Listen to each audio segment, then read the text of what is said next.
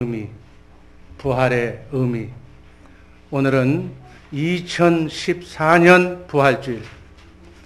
이 부활주일에 하나님의 놀라운 은혜가 이 부활주일 예배에 참석한 여러분 모두에게, 가정에게, 그리고 자녀손에게 임하기를 주님의 이름으로 축복합니다.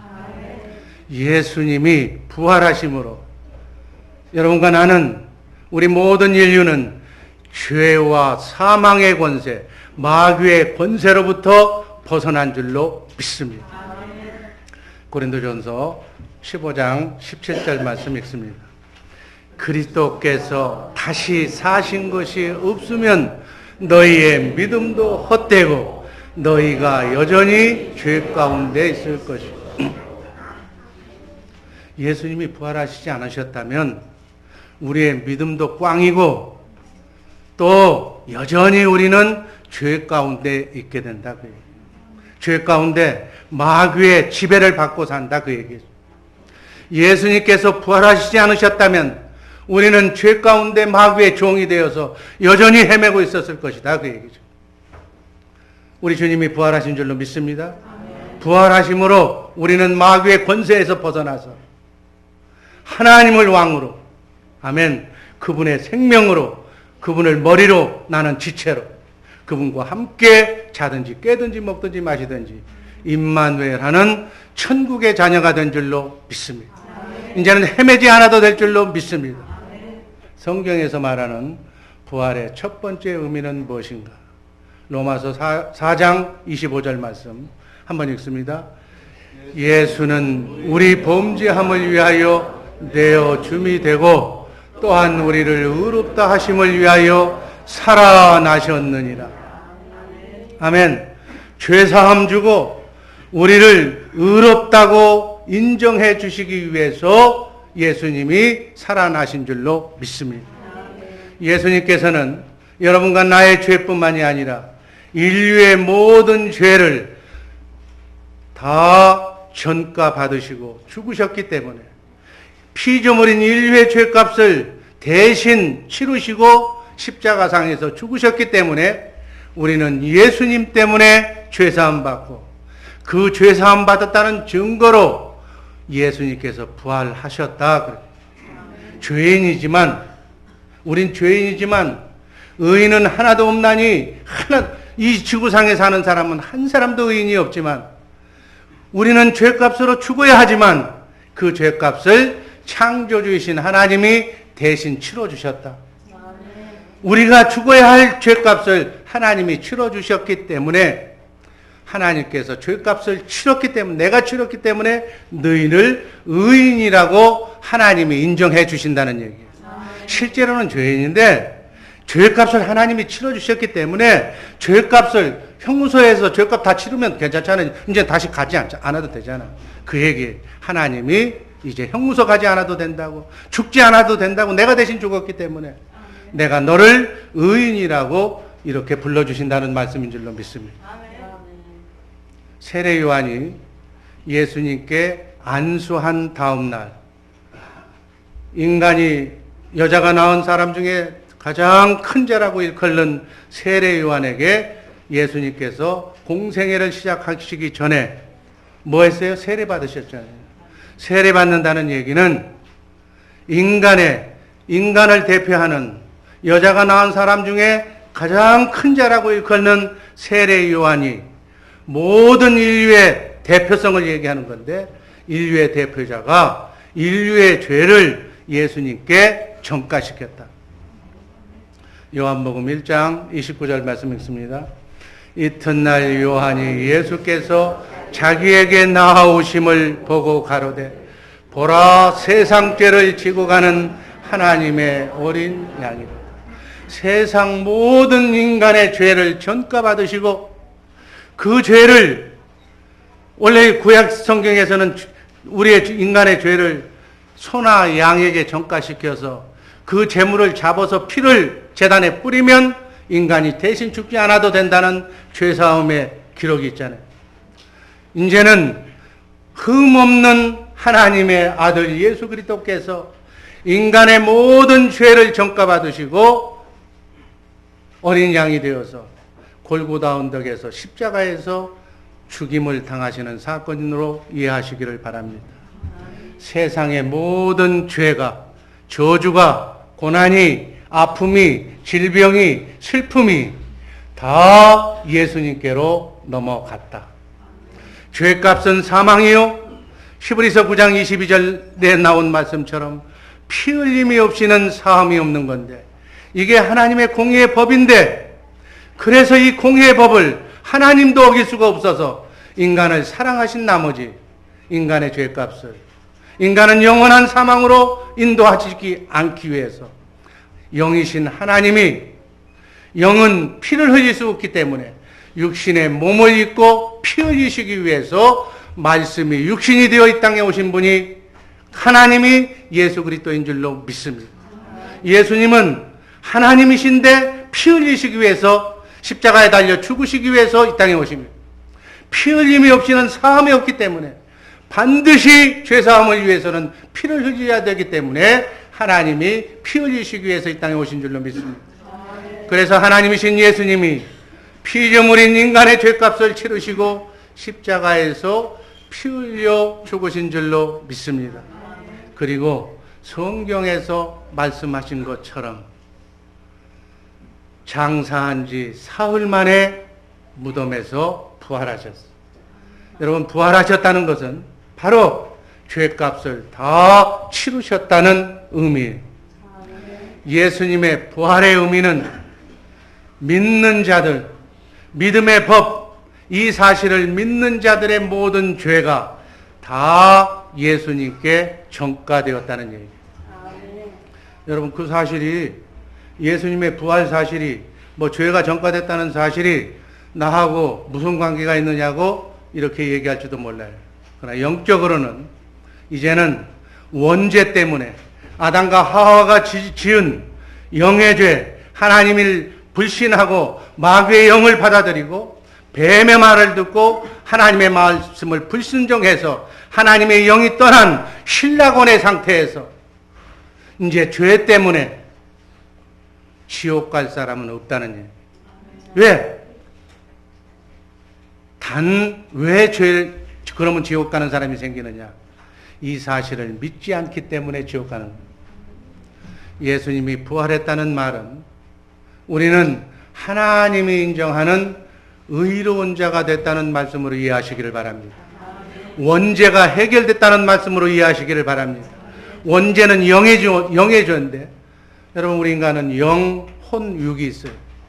그 영적으로 지은 죄는 하나님의 영을 선택하지 아니하고 내게 준 자유의지로 사단의 영을 선택했다는 얘기예요.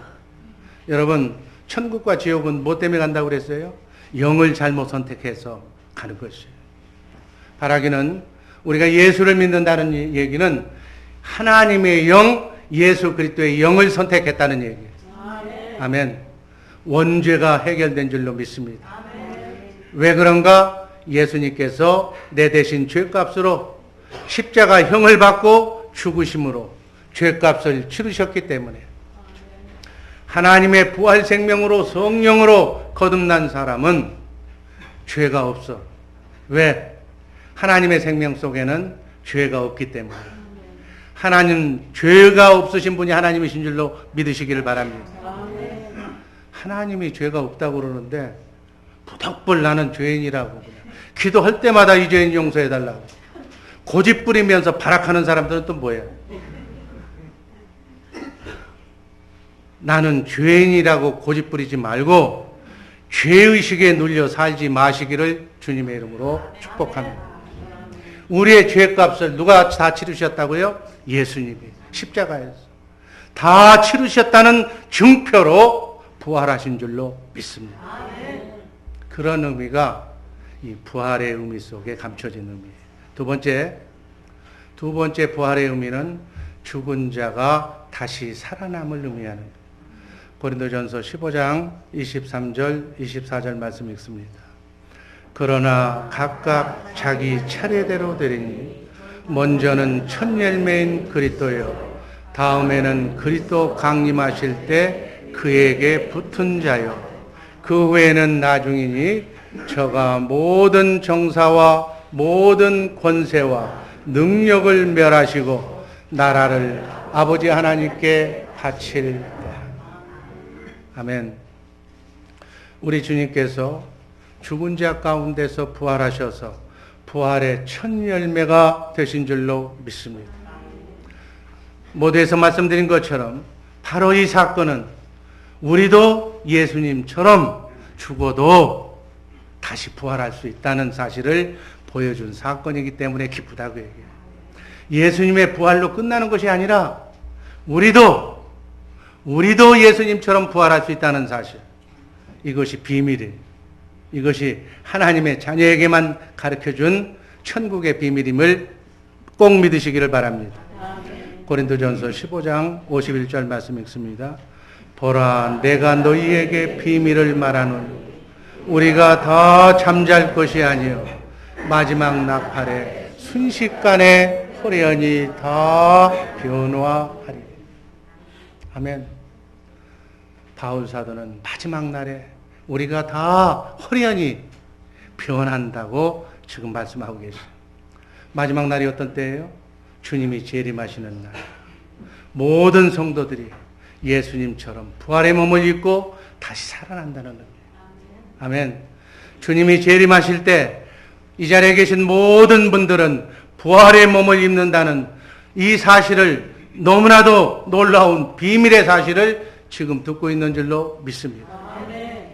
이건 아무나 듣는 거 아니에요. 오직 구원받은 성도들만 알고 믿고 따르는 놀라운 소망의 비밀임을 믿으시기를 바랍니다. 첫 열매는 누구라고요? 예수 그리스도. 2014년 전에 오늘 부활하신 그 부활의 첫 열매예요. 다음은 주님 재림하실 때 우리가 부활하는데 그에게 붙은 자 알곡 성도들이 다 부활해서 하늘에 올라간다. 그 다음에 천년 후에, 천년왕국이 끝난 뒤에 쭉정이인 악인들의 부활이 이루어진다고 성경은 부활의 순서까지 기록해 놓고 있습니다. 고린도전서 15장 52절 말씀 읽습니다. 나팔 소리가 나며 죽은 자들이 썩지 아니할 것으로 다시 살고 우리도 변화하리라. 죽은 자들이 그리스도 안에서 영원히 썩지 않고 다시 살아나는 것. 아멘. 아까 모두에서 얘기했지만은 그때까지 살아남은 자들은 죽음을 보지 않고 호련히 휴거된다는 얘기예요. 아멘. 아마 이 중에는 지금 주님의 재림이 임박한 5분 전이라고 그러니까 아마 주님의 재림 그 순간까지 살아계실 분들도 있을 거예요. 그분들은 죽음을 맛보지 않고 무릇 살아서 믿는 자는 영원히 죽지 아니하리라. 아멘. 부활신앙은 죽음을 이기는 신앙입니다. 부활신앙으로 살아가는 성도들의 삶 속에는 이민생활 어렵고 힘들어도 가진 것이 없어도 불안하지도 않고 초조하지도 않아요. 왜 죽어도 다시 사니까. 아멘. 이 땅에서의 삶은 누구라 할 것 없이 고통, 눈물, 아픔, 한숨, 슬픔, 상처가 끊이질 않아. 여러분 이 땅에 파라다이스를 꿈꾸지 마시기를 주님의 이름으로 기도합니다. 예수님이 하나님이신데 하나님의 12제자, 자기 수족처럼 공생의 기간 동안 예수님이 선택한 하나님의 자녀인 예수님의 제자들을 어떻게 하셨어요? 다 순교의 길로 보내셨어요. 이 땅의 삶이 전부라면 하나님이신데 한 자리씩은 다 줬을 거 아니에요. 그런데 한결같이 다 순교자로. 왜 그러셨을까요?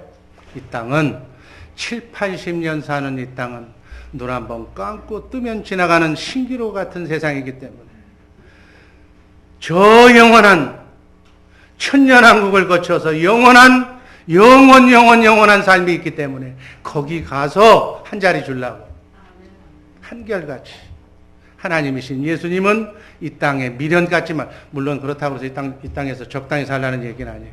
최선을 다해서 저 영원한 천국의 행복이 걸린 날이니까 하루가 천년의 삶을 보장한다는 생각으로 최선을 다하며 하나님을 섬기며 사시기를 주님의 이름으로 축복합니다. 그런 마음으로 살면 금생도 내생도 하나님께서 축복의 삶을 보장해 주실 줄로 믿습니다. 그리스도 안에 거하면, 그리스도의 영으로 그분과 함께 살면 우리는 이 땅에서도 천국을 바라보며 천국의 삶을 살아갈 수가 있는 줄로 믿습니다.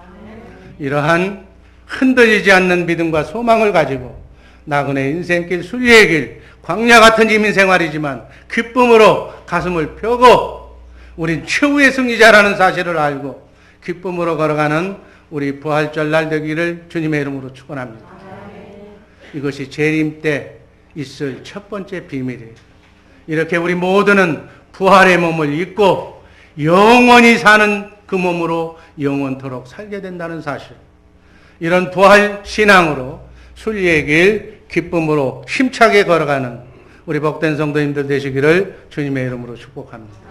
세 번째, 부활은 구원의 완성을 의미하는 거예요. 쉽게 얘기해서 몸이 부활하는 거니까 육의 구원을 얘기하는 거예요. 영화로운 몸으로 성화 단계를 거쳐서 영화로운 몸으로 영원히 썩지 않는 몸으로 영원히 죽지 않는 몸으로 영원토록 구원을 완성하는 줄로 믿습니다. 디모데후서 4장 18절 말씀 읽습니다. 주께서 나를 모든 악한 일에서 건져내시고 또 그의 천국에 들어가도록 구원하시리니 그에게 영광이 세세무궁토록 있을지어다. 아멘. 구원하시리니 진행행위 재림하시는 날, 주님이 오시는 날 우리는 구원하시리니 그의 천국에 들어가도록 구원하시느니. 여러분, 여기서 나오는 그의 천국은 어디에 계세요? 천년왕국. 천년왕국에 들어가서 천년 동안 살 수 있는 몸으로 구원하시리니. 여러분, 낙원에 간 사람이 이제 사후세계죠. 낙원에 간 사람이 뭘라고 다시 살려서 그의 천국으로 천년왕국에 들어가게 하겠어요? 여러분, 여기서 낙원에 대해서 잘 아셔야 됩니다. 낙원도 천국의 일부예요. 천국이라고 얘기해요. 그러나 낙원은 재림 전 천국이다. 영혼만 가 있는 천국이다. 제가 인생의 5단계를 얘기하면서 3단계를 얘기해서 3단계. 영혼이 가는 곳, 영혼이 가는 곳이 낙원, 영혼이 가는 곳이 음부다. 영과 혼만 들어가는 곳이에요. 재림 전까지는, 주님이 오시기 전까지는 이 육체는 천국에 가지 못해. 죄값으로 땅에 묻히게 됩니다. 매장을 하든 수장을 하든 화장을 하든 이 몸은 가지 못하고 영과 혼만 누리는 천국이 바로 낙원이에요. 그래서 오늘 죽어도 육체는 썩고 육체는 구원이 없어. 그래서 여러분, 육체에다가 너무 신경 많이 쓰지 마시기 바랍니다. 아무리 좋은 옷을 입고 얼굴에다 발라도 이 육체는 그냥 가는 거예요. 여러분의 속사람 영이 주님 앞에 그 영이 쓰는 거예요. 그래서 속사람에 대해서 신경을 더 써라 그 얘기예요. 하루 세끼 영양식으로 건강 생각해서 밥 맛있게 자녀들 먹이는 것도 중요하지만, 너무너무 중요하지만 영의 양식도 먹여라. 영의 양식을 먹여서 영이 살아야 낙원에 가 있고, 육은 영과 혼이 구원받은 자가 주님 오시는 날 첫째 부활에 참여해서 자동적으로 부활의 몸, 육의 구원을 이루는 줄로 믿습니다. 아멘. 주님이 재림해야 우린 천년왕국에 들어가는 거예요. 회복된 에덴 동산인 그 천년왕국에 들어가야 될 줄로 믿습니다. 어찌하든지 이 자리에 계신 분들은 한 사람도 빠짐없이 천년왕국에서 뵙기를 주님의 이름으로 축복합니다. 아멘 한다고 되는 것이 아니고 정말로 속사람이 그리스도의 장성한 분량에 이르기까지 자라나야 돼요. 그 천국이 영과 혼과 육이 누리는 천국인 줄로 믿습니다. 육체까지 영화로운 몸으로 영원토록 사는 천국이다. 그 얘기예요. 이것이 완전한 구원의 완성이다. 주님이 재림 안 하면 육체의 구원이 없는 거예요. 여러분, 초대교회 또 우리 한국에 믿음 좋았던 분들 어떻게 했어요? 비가 오는 날 먼 하늘만 쳐다봐도 왜 주님이 안 오시냐고, 주님이 언제 오실까, 주님을 재림을 그대로 기다렸던 것이 우리 육이 구원하기 받기 때문에 그런 거예요. 그래서 영혼은 낙원에 있다고, 또 육이 구원받아서 천년왕국보다도 천년왕국은 에덴 동산보다도 더 좋은 것이, 여러분, 에덴 동산에서는 마귀의 유혹에 넘어갔어요. 그래서 에덴을 상실했잖아요. 쫓겨났잖아요. 그러나 이 땅에서 혼의 구원을 이룬 자들, 너희는 이 마음을 품으라. 그리스도 예수의 마음. 믿음의 결국은 영혼의 구원인데, 혼의 구원인데, 우리의 마음이, 생각과 마음이 그리스도 예수의 마음으로 신의 성품으로 가야 되는 건데, 여러분, 제가 또 한번 얘기합니다. 고매한 인격의 소유자, 열심히 인격을 수행하면 고매한 인격의 수행자가 돼. 법 없이도 살게 돼. 그렇지만 그것만으로는 천국에 들어갈 수가 없어. 천국에 들어가는 조건은 신의 성품을 가져야 될 줄로 믿습니다. 고매한 인격으로는 하나님을 만날 수가 없는 거예요. 신의 성품, 신격으로만, 주님의 마음으로만, 너희는 이 마음을 품으라. 그리스도 예수의 마음, 예수의 마음으로만 우리는 하나님과 교제할 수 있는 줄로 믿습니다. 여러분, 천년왕국에 들어간 자는 완전한 완성품이에요. 타락하라고 해도 타락할 수가 없어. 그러한 천년왕국에서 정말 영원토록 우리가 사는 우리 복된 주 예수 사랑교회 식구들 되기를 주님의 이름으로 축복합니다. 그럼 지옥에 갈 사람들은 지금 죽으면 어디로 간다고 그랬어요? 음부라는 곳에 가. 그리고 나서 천년 동안, 천년왕국은 왜 천년왕국이라고 그랬어요? 마귀가 없는 곳이 천국이야. 그래서 천년 동안 성경을 보면 마귀, 사탄이 무저갱에 들어가. 천년왕국에는 마귀가 없어. 천년왕국이 끝난 뒤에 다시 백보자 심판 때, 그때 천년왕국이 끝나고 나서 다시 지옥의 음부에 가 있는 사람의 몸을 부활시켜서, 그러니까 다 부활하는 거예요. 그 사람들은 영원한 지옥 불못에 떨어지기 위해서 몸을 다시 입혀서 영원한 지옥에 들어가는 거예요. 여러분, 제가 늘상 하는 얘기, 절대로 자살해서는 안 될 줄로 믿습니다. 모진 생명, 그저 내가 내 목숨 끊으면 될 것이 아니냐라고 그냥 순간 끊는 사람이 있는데 이 사실을 모르기 때문에 그래요. 재림 전에는 영과 혼만 음부에 가서 고통받는데, 재림 때는 어떤 고통을 받는가? 몸까지 다시 살려서 다시 영원토록 세세토록 불타는 유황불에서 고통당한다는 사실을 모르기 때문에 자살한다 그 얘기예요. 여러분, 모진 목숨 끊어서 고통을 잊어버릴 수만 있다면 얼마나 좋아. 그걸로서 끝난다면 너무너무 좋은 건데 그 다음 사실을 모른다는 얘기예요. 영혼뿐만이 아니라 육신을 다시 입혀서 영원토록 고통받는다는 사실을 안다면 절대로 자살하는 사람은 있어서는 아니 될 줄로 믿습니다. 우리 주변에 여러분 어떠한 어려운 삶이 있다 할지라도 우리 기독교인들은 알아, 이 비밀을. 감당할 시험밖에는 주지 않는다는 사실을 알기 때문에 여러분 여기까지 오시면서 이미 이민생활 지금까지 오시면서 얼마나 많은 사망의 음침한 골짜기를 걸어봤어. 죽고 싶고 다리에서 뛰어내리고 싶고 온갖 환난 속에서도 그때는 앞이 안 보이고 죽을 것 같았지만은 지금 죽지 않고 왔잖아요. 다 감당할 시험밖에는 주지 않는다는 사실. 또 시험 받을 즈음에 하나님은 그 사람의 능력을 다 알아서 감당할 수 없으면 피할 기도 주신다고 그랬어요. 그러니까 모든 인간이 겪는 아픔과 슬픔은 감당할 수 있다 없다? 감당할 수 있다는 얘기. 왜? 감당할 수 없으면 너무 힘이 들면 피하게 해주신다니까. 피하게 하시고 훈련받고 연단받아서 강하고 담대해지면 그때 또 시험하시는 거예요. 여러분, 나그네 인생길은 순례의 길임을 믿으시기를 바랍니다. 행여 혹여 이 땅에 파라다이스를 꿈꾸는 분이 있다면 넌센스라고 착각하지 마시기를 바랍니다.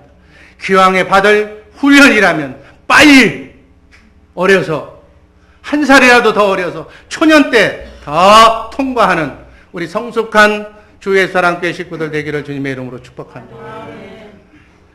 재림 때 천년왕국 끝에 악인들이 부활하는데 왜 부활을 시킨다고요? 육신을 부활시켜서 육체까지 고통받는 지옥 형벌을 주기 위해서 영 부활시키는 거예요. 그러니까 우리 주의 사랑교회 식구들은 어찌하든지 천년 기다리지 말고 첫째 부활에 동참하시기를 주님의 이름으로 축복합니다. 천년왕국의 첫 번째 부활에 동참해야 돼요. 천년왕국에 들어가서 영과 혼과 육의 구원을 이루면서 완전한 구원을 받아서 영원토록 주님과 함께 임마누엘하는 복된 성도님들 되시기를 주님의 이름으로 축복합니다. 마지막 부활은 무엇인가? 부활의 삶을 사는 것을 부활이라고 그럽니다. 요한복음 11장 25절 26절 말씀 한번 읽습니다. 예수께서 가라사대 나는 부활이요 생명이니 나를 믿는 자는 죽어도 살겠고 무릇 살아서 나를 믿는 자는 영원히 죽지 아니하리니 이것을 네가 믿느냐? Yes, Lord. 예, 그러하여다 내가 믿습니다. 나는 부활이요. 나는 부활이라고 예수님이 말씀하셨어요. 예수님 자신이 부활이에요. 예수님의 삶 자체가 부활의 삶이었다고 얘기해요. 예수님의 생명은 부활 생명인 줄로 믿습니다. 예수님의 모든 삶은 부활의 삶이었어요. 다시 말하면 부활의 삶이 뭐냐? 예수님 안에 누가 계셨다고 그랬어요? 하나님 아버지가. 그러니까 하나님 아버지의 성전된 삶을 예수님이 사신 줄로 믿습니다. 그래서 예수님의 삶, 육신의 몸을 입고 살았던 예수님의 공생의 삶은 예수님 안에 계신 하나님 아버지께서 말씀하셨어요. 하시는 그 말씀이 말씀을 부활했다고 해요. 말이 씨인데 말씀이 씨앗이잖아요. 씨앗이 마음밭에 뿌려지면 착하고 좋은 땅에 뿌려지면 30배, 60배 열매를 맺고 꽃을 피우는 줄로 믿습니다. 그러니까 여러분 이게 기독교의 핵심 비밀이에요. 핵심 진리라고 그래요. 하나님은 우주 만물을 말씀으로 창조하신 줄로 믿습니다. 그 말씀으로 창조하셨기 때문에 여러분 믿지 않는 사람들의 이 말도 굉장히 위력이 있어. 이 말 한마디에 죽고 사는 영역이 있는 거예요. 빛이 있으라고 그러니까 빛이 있어. 행복하라고 그러니까 행복이 있고. 여러분 하나님은 말씀으로 우주 만물을 창조하신 분이에요. 그 하나님의 말씀이 바로 부활하는 삶을 산 분이 바로 예수님인 줄로 믿습니다. 예수님의 삶 전체가 나는 부활이라고 그랬어요. 요한복음 대표적인 그 장이 요한복음 11장 죽어 썩어 장사한 지 나흘 되는 나사로라고 하는 인물을 만들어 놓고 그 나사로를 살리면서 나는 부활이요라는 말씀을 증거하시는 거예요. 요한복음 11장 14절 15절 말씀 읽습니다. 이에 예수께서 밝히 말하시되 나사로가 죽었느니라. 내가 거기 있지 아니한 것을 너희를 위하여 기뻐하노니 이는 너희로 믿게 하려 함이라. 그러나 그에게로 가자 하신다. 지금 나사로가 죽었어요. 이 나사로 사건을 요한복음 11장에 기록한 목적이 무엇인가? 무엇을 믿도록 한 것인가? 부활의 말씀을 믿도록 하신 장이에요. 요한복음 11장 4절 말씀 한번 참고로 읽습니다. 예수께서 들으시고 가라사대 이 병은 죽을 병이 아니라 하나님의 영광을 위함이요 하나님의 아들로 이를 인하여 영광을 얻게 하려 하심이라 하시더라. 이 말씀 전에 이 병은 죽을 병이 아니라고 이렇게 말씀하셨어요. 이 말씀을 누가 하셨어요? 예수님 안에 계신 하나님이 예수님에게 나사로가 지금 죽었다고 살리러 가서 기도해 주라고 그러니까 이 병은 죽을 병이 아니라고 미리 말씀하셨어요. 그래서 23절에서 예수께서 이렇게 말씀합니다. 네 오라비가 다시 살리라. 이 말씀도 누가 한 말씀이에요? 예수님 안에 계신 하나님이 예수님께 한 말씀이에요. 자, 이것을 어떻게 확정할 수가 있는가? 요한복음 5장 30절 말씀을 보면 예수님 스스로 하신 말씀이에요. 내가 아무것도 스스로 할 수 없노라. 아멘. 예수님은 공생애를 살아가시면서 자기 스스로 생각하지 않았다는 얘기예요. 예수님 안에 계신 하나님의 말씀만 대언하고 사셨다는 얘기예요. 예수님의 말씀만 부활하고 사셨다는 얘기예요. 요한복음 8장 28절 또 읽습니다. 이에 예수께서 가라사대 또 내가 스스로 아무것도 하지 아니하고 오직 아버지께서 가르치신 대로 이런 것들을 말하는 줄도 알리라. 그러니까 예수님은 세트로 사셨는데 어떻게? 예수님 안에 하나님이 말씀하시면 그 하신 말씀을 예수님은 그대로 믿고 그 말씀을 부활하셨다. 그 말씀을 실제로 이루시는 일만 했다. 네 오라비가 살리라. 그 말을 예수님은 의심하지도 않고 믿었다는 얘기. 전능하신 하나님, 우주 만물을 말씀으로 창조하신 해와 달을 말씀으로 창조하신 하나님이 살리리라고 하면 산다는 얘기. 실제로 이루어진다는 얘기. 실제로 삶 속에 죽은 생명이 산 생명으로 부활한다는 얘기. 죽은 세포가 썩어 냄새나는 고름이 절철 흘리는 그 죽은 세포가 살아날 줄로 믿습니다. 바다가 잔잔해질 줄로 믿습니다. 죽은 나사로가 살아 일어난다는 얘기. 하나님의 말씀이 실제로 이루어질 것을 예수님이 믿었다는 얘기. 예수님의 공생의 삶 전체는 다 이렇게 사신 부활의 삶이었다고 사복음서는 공통적으로 말씀하고 있습니다. 그래서 예수님께서 하나님이 하셨던 죽은 자를 살리시고 중풍병자를 살리시고 바다가 잠잠하고 예수님이 말씀하시면 귀신이 떠나고 하나님만 하실 수 있는 일을 예수님이 그대로 태어나면서 하셨다. 여러분, 하나님의 말씀 안에 있는 생명, 그 부활의 생명이 그대로 부활시키는 실제 삶 속에 나타나게 하는 그러한 사건이 예수님이 일으켰던 부활 생명의 사건이 나하고 무슨 관계가 있는가? 그걸 알아야 된다는 이 부활절날. 우리도 하나님의 생명으로 거듭난 하나님의 자녀라면 내 안에 성령으로 오신 그리스도 그분이 계시다면 예수님처럼 예수님의 제자들처럼 여러분 예수님의 제자들도 예수님이 하신 것 그대로 했잖아요. 아멘. 그것을 그 삶을 우리도 살아야 된다. 우리도 부활의 삶을 살아야 된다. 사단 마귀와 공존하는 이 땅에서 우리도 예수님의 제자들처럼 예수님처럼 하나님의 말씀을 듣고 그 말씀이 삶 속에 부활되는 여러분 기도응답이 뭐예요? 기도응답이. 여러분 기도하잖아요. 문제가 마귀가 갖다 준 시험, 환난, 고통의 문제를 내 삶 속에 뿌리내린 저주의 문제를 해결받기 위해서 무릎 꿇고 기도하잖아요. 기도하면 하나님께서 말씀을 주시잖아요. 내가 너를 사랑한다고. 내가 몸이 아프지 않아도 누구한테 찾아가서 안수하라고 가르쳐 주시잖아요. 그 말씀이 실제로 가서 내 능력으로 하는 것이 아니라 내 안에 계신 하나님의 말씀을 대언하면 내가 나사렛 예수 그리스도의 이름으로 명하노니 어둠은 떠나갈지어다 라고 하면 어둠도 떠나고 질병도 고쳐지는 부활의 삶이 여러분과 나를 통해서도 일어날 줄로 믿습니다. 우리 안에서 말씀하시고 가르쳐 주시고 생각나게 하시는 성령의 음성을 듣고 그 말씀을 마음으로 믿고 입으로 시인하면 천사가 역사하는 줄로 믿습니다.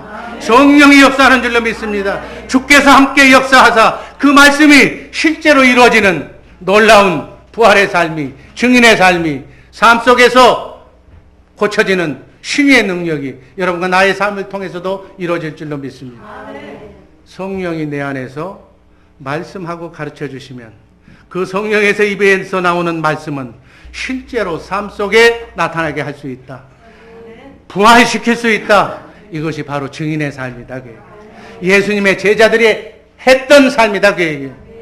이런 증인의 삶 사시기를 그 삶이 하나님의 영광을 나타내는 삶인 줄로 믿습니다.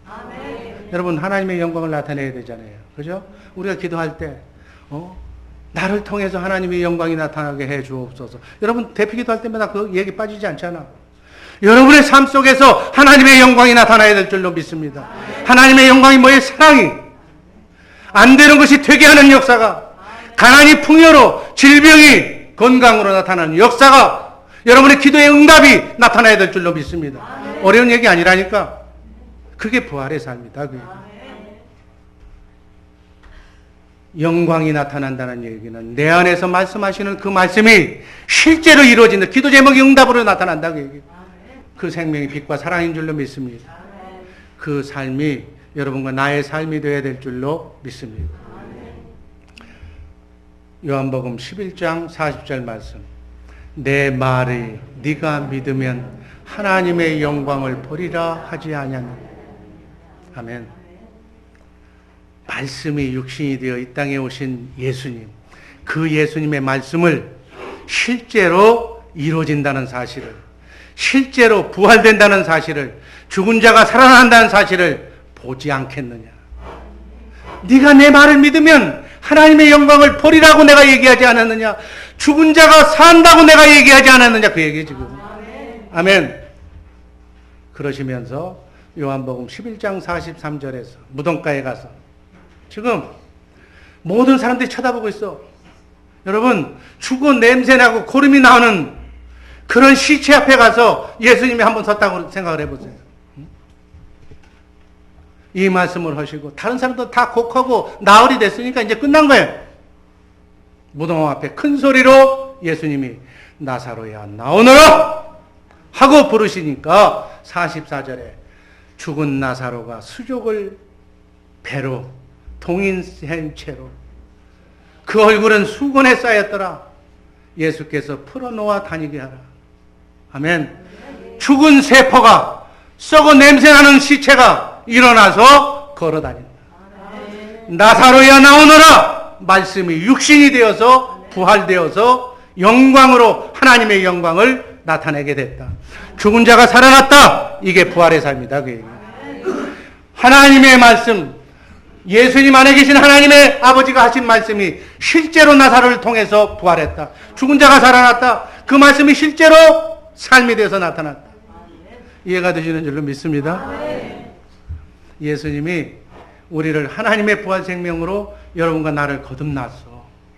지금 여러분 영이 회복됐다는 얘기는 하나님의 부활 생명이 여러분 안에 와 있다는 사실을 믿으시기를 바랍니다. 왜 거듭나게 하셨는가? 우린 성령으로 거듭났다고 얘기하잖아요. 하나님의 영으로 거듭난 하나님의 자녀라고 얘기하잖아요. 왜 거듭났는가?